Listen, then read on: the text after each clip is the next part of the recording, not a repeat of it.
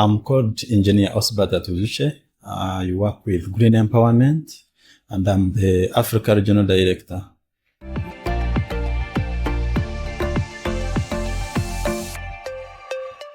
I studied civil engineering from Makerere University, but way before I picked civil engineering, I was born in a rural area in Western Uganda, and I first saw tarmac road when I was about 6 years. I was sick, going to hospital, and when I asked someone I was moving with, he told me that tarmac, the asphalt, that bit of asphalt, is made from fecal sludge. Then when we reached town and I saw tap water, he told me that actually when they treat fecal sludge, the water bit, they pipe it and it goes into the pipeline, becomes water. Then the residues, which is the sludge, becomes the asphalt for the road. So those things challenged me when I was young, and I grew up with the passion of finding the answers. I also had another passion of being a Catholic priest, and I went to the seminaries, but in my mind, I knew if I failed that line, I would take the sanitation and be able to find my answers. So when I was choosing the courses to do, I specifically chose civil engineering because that's where I would have that line. I remember when I filled my choices, there's no any other civil engineering course I filled apart from the civil engineering because of that. So when I got to school, I knew where my passion was. Even when we would have group projects, I always did either water projects or sanitation projects. Actually, my final year project was in solid waste in the recently collapsed Chitezi landfill. Because even my lecturers knew I was passionate about solid waste. So when they were choosing a project for me, they got me that because it was a need of KCCA to have some students research about the landfill, how it was operating. And for me, I was given actually to treat leachate. So leachate was a new concept for all students, even most people. Like when I would say leachate, everybody didn't know what I was talking about. So it required a lot of reading. Even getting literature online was very hard. And the aspects in it were a bit complicated. It required a lot of science. So it paved me for my career. I read a lot about waste, how the processes of how it's biodegraded, how it produces methane, and then leachate treatment. How do I treat leachate? You know, leachate is very hard to treat. It's like 100 times more complicated than wastewater. So that complicated leachate paved my way into treatment of like wastewaters and fecal sludge. So when I did that project, it was actually successful.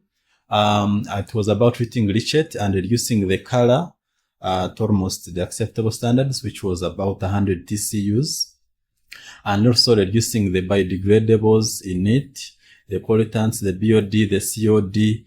I didn't get the discharge standards, but at least I was close with ordinary methods. So after school, that was a final year project. So after school, there came an opportunity at Water for People. They wanted a sanitation engineer.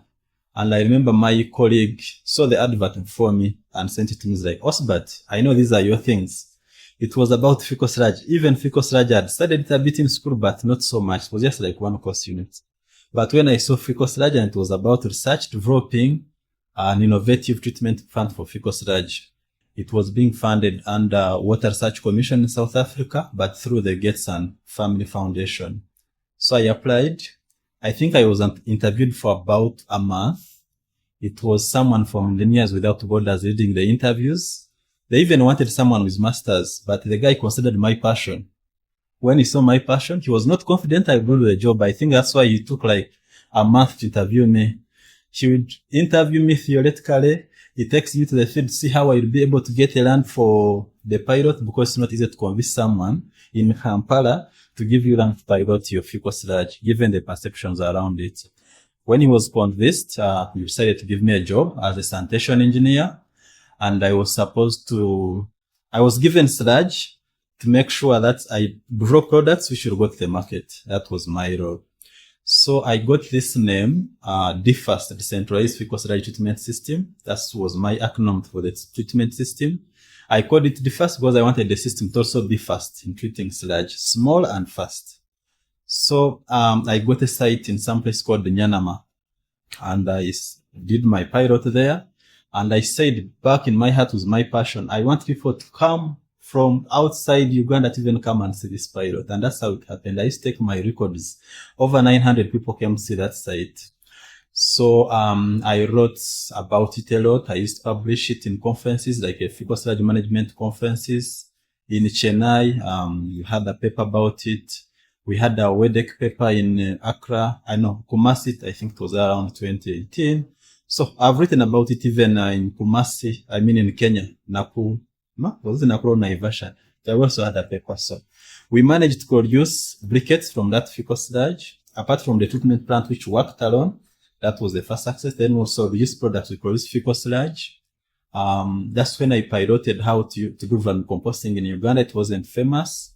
Then black soldier flies. I was actually the first person to introduce breeding of black soldier flies in Uganda through Water for People.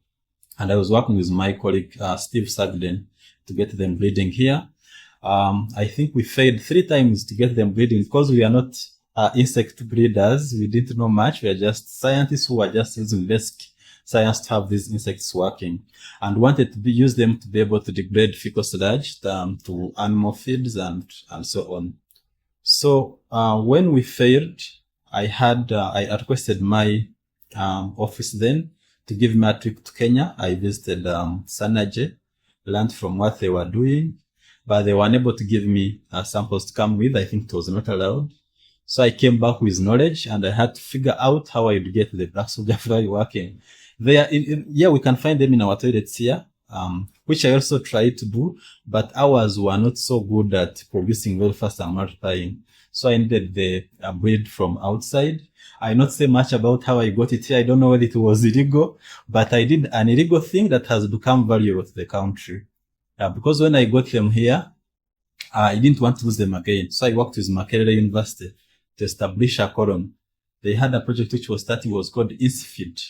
So Makerere brought in farmers to that. They worked with Uganda Bureau of Standards to get this approved, to get this, like the insect meal approved in the standards fields of the country. So many farmers took them up, and I think now there are over 1,000 farmers who are breeding this black soldier fly. I normally see stories online, see stories on TV. I know nobody knows how everything got here, but I'm always pleased when I see the impact it has caused. Yeah, so after my successful innovations at Water for People, there are so many things we tried, GARPAs, so on of different kinds. I also wanted to test my management skills. There I was managing researchers and marketeers into sanitation. So I decided to take on a new role at the Water Trust as a program manager, which I did for about a year. And then there came a project. It was a Uganda Sanitation for Health project funded by USAID. And the chief of party had met me in Chennai when I was presenting about those sanitation. When he came to Uganda, he was like, "Where is this boy?" He looked for me and he called me, gave me the role of fecal sludge management specialist, but also an environmental compliance specialist. Later, they modified the role into construction and environmental compliance specialist. But I was heading the urban sanitation component, which was looking at fecal sludge management in about 15 urban areas in Uganda.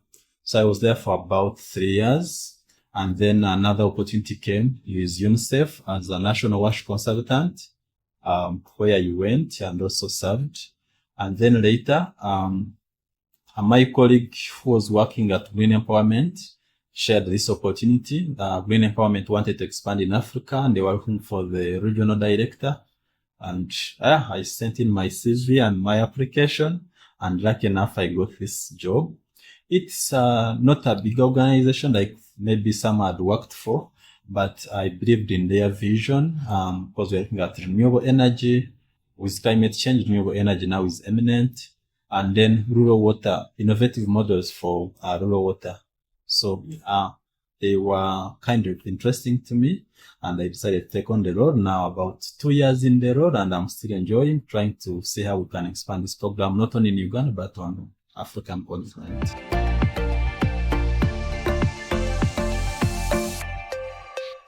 I think passion and being good at what you do. When I was in my 3rd year at Makerere University, one of our colleagues who was ahead of us came visiting, and we asked him, "How is the field?" Like, "It's good. How do you do to have get jobs and so on?" He's like, Just be good at what you do. Identify what you like, what you want to be, and just be good at it. That one talks was just like second advice in seconds. It has worked for me. I identified I was strong in sanitation. Even when I would go for a course unit in construction, I knew I'd spare time and go back and read about water and sanitation. So for the young people, it's all about knowing your skills, develop passion, and be good at whatever you do. When you're given this job, do it with all your heart. At Water for People, when I was doing those innovations, I didn't want to wait for a driver to come and drop me at my site. I'm just on a border because I was passionate about the thing and not about office, bureaucracy, and so on. So just be good at what you do and sacrifice